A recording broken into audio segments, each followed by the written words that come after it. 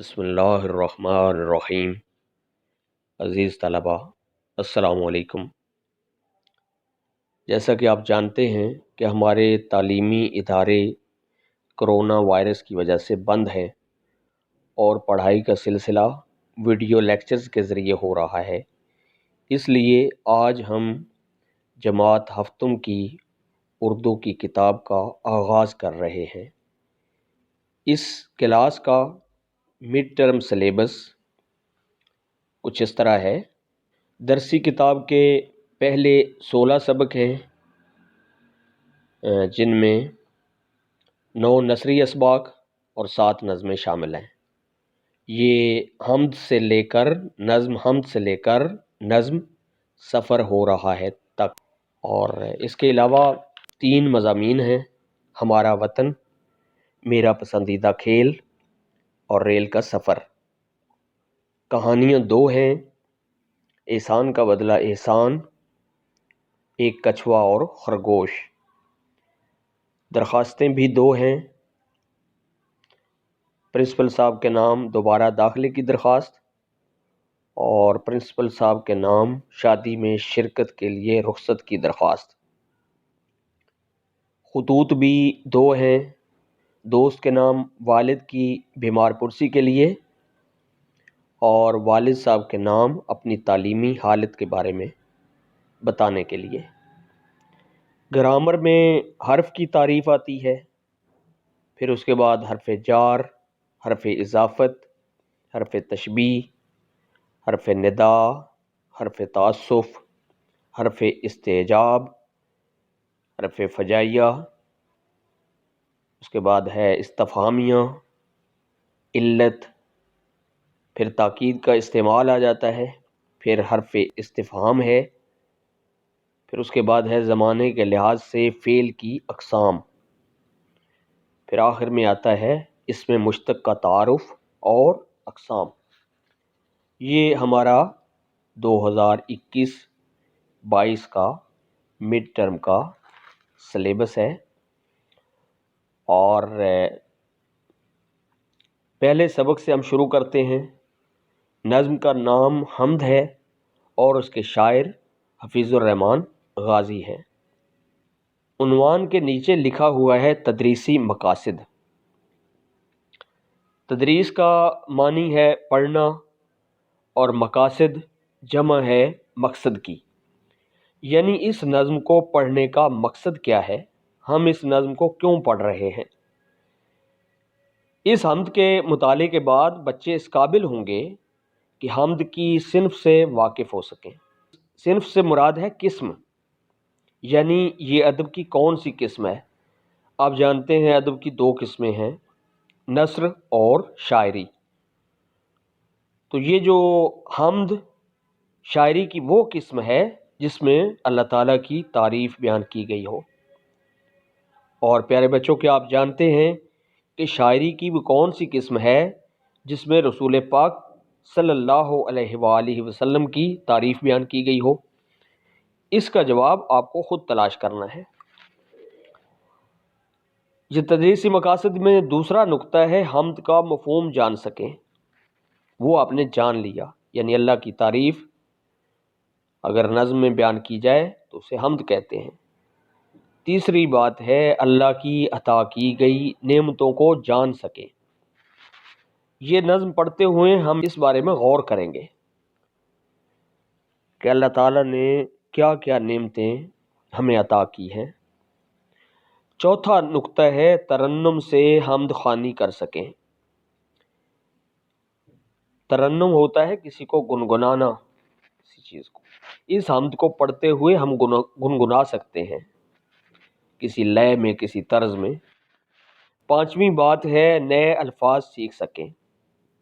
آپ اب بڑی جماعت میں ہیں تو لازماً کچھ نئی باتیں اور نئے الفاظ سیکھیں گے۔ آگے لکھا ہوا ہے خاص الفاظ، یعنی یہ ایسے لفظ ہیں کہ جب تک ان کا مطلب نہ جانیں گے ہم ٹھیک طرح سے اس نظم کو سمجھ نہیں سکیں گے۔ اب میں اس نظم کو پڑھتا ہوں، اور سب سے پہلے آپ کو بتا دوں کہ 2 لائنوں میں بات کی گئی ہو تو اسے شعر کہتے ہیں، لیکن یہاں ایک بات کو بیان کرنے کے لیے 3 لائنیں استعمال ہوئی ہیں، اس لیے اس کو بند کہیں گے، اور ایک بند میں ایک بات مکمل ہو جاتی ہے۔ اس نظم کے 7 بند ہیں۔ سب سے پہلے میں اس کی تدریس کر دیتا ہوں، اس کو پڑھ دیتا ہوں۔ یہ میدان و صحرا بنائے ہیں کس نے، بند نمبر 1۔ یہ میدان و صحرا بنائے ہیں کس نے، یہ بل کھاتے دریا بہائے ہیں کس نے، ہمارے خدا نے، ہمارے خدا نے۔ پہلے سوال کرتا ہے شاعر، پھر خود ہی جواب دیتا ہے۔ دوسرا بند، یہ گلشن میں پھولوں کی رنگیں کتاریں، یہ گلشن میں پھولوں کی رنگیں کتاریں، بکھیری ہیں کس نے چمن میں بہاریں، ہمارے خدا نے، ہمارے خدا نے۔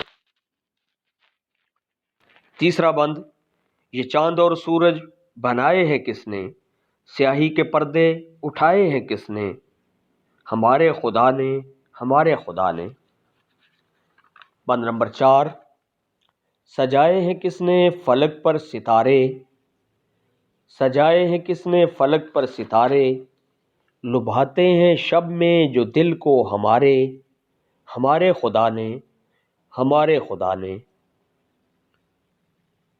اور بند نمبر 5 ہے، بنائے ہیں کس نے یہ موسم سہانے، بنائے ہیں کس نے یہ موسم سہانے، یہ کوئل کے نغمے، یہ پی کے ترانے، ہمارے خدا نے، ہمارے خدا نے۔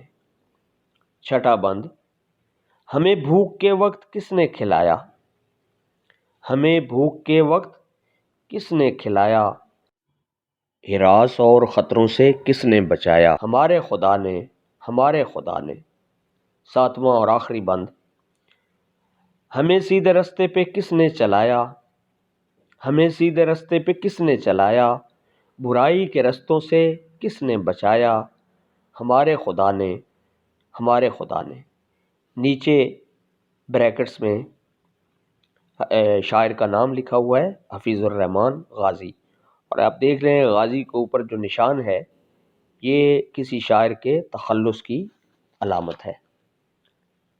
سب سے پہلے اس کے مشکل الفاظ کے معانی آپ دیکھ لیں، اور ان کو آپ نے اپنی نوٹ بک میں لکھتے بھی جانا ہے۔ جو جو یہ کام میں کروا رہا ہوں آپ نوٹ بک پہ ساتھ ساتھ لکھتے جائیے گا، تاکہ آنے والے ٹیسٹوں اور سالانہ امتحان میں تیاری، اور وہ جو ٹیسٹ ہونا ہے اور جو امتحان ہونا ہے مڈ ٹرم، اس میں تیاری کرنے کے کام آ سکے۔ میدان، یہ ایک طرف الفاظ ہیں اور اس کے ساتھ معنی ہے سامنے۔ میدان، صاف یا ہموار جگہ۔ صحرا، ریگستان، بیابان۔ صحرا کے معنی ریگستان یا بیابان۔ بل کھاتے، مڑتے ہوئے، لہریں لیتے ہوئے۔ گلشن، باغ۔ رنگین، رنگدار، یعنی جس میں کوئی رنگ پایا جاتا ہو۔ چمن، باغ۔ پردے اٹھانا، سامنے لے آنا، دور کرنا، کوئی چیز چھپی ہوئی ہے اس کو سامنے لے آنا، کسی چیز کے اوپر پردے اگر پڑے ہوئے ہیں تو وہ دور کر دینا۔ فلک، آسمان۔ لبھاتے ہیں، مائل کرتے ہیں، اپنی طرف کھینچتے ہیں۔ شب، رات۔ سہانے، خوبصورت۔ نغمے، گیت۔ پی، پپیہا، یہ ایک پرندے کا نام ہے۔ ترانے، گیت۔ ہراس، ڈر۔ سب سے پہلے اب ان کی بند میں نے پڑھ دیے ہیں، اب ایک ایک بند کا ہم اس کو پڑھیں گے اور پھر اس کی تشریح کرنے کی کوشش کریں گے۔ تو اب دیکھیے سب سے پہلے بند نمبر 1، یہ میدان و صحرا بنائے ہیں کس نے، یہ بل کھاتے دریا بہائے ہیں کس نے، ہمارے خدا نے، ہمارے خدا نے۔ یہ شعر حمد کا ہے اور اس کے شاعر حفیظ الرحمن غازی ہیں۔ اس بند میں شاعر اپنے ارد گرد کی کائنات کو دیکھ کر سوچتا ہے کہ ہم جب بھی کوئی چیز دیکھتے ہیں تو ہمیں خیال آتا ہے کہ یہ کسی نے بنایا ہے۔ مثلا میز کرسی کسی بڑھئی سے بنواتے ہیں، مکان مستری بناتا ہے، ٹیکنالوجی کی ساری چیزیں سائنسدان ایجاد کرتے ہیں۔ تو جب ہم زمین میں لمبے چوڑے میدان اور وسیع و عریض پھیلے ہوئے ریگستان دیکھتے ہیں تو ہمارا ذہن سوال کرتا ہے کہ آخر یہ کس نے بنایا؟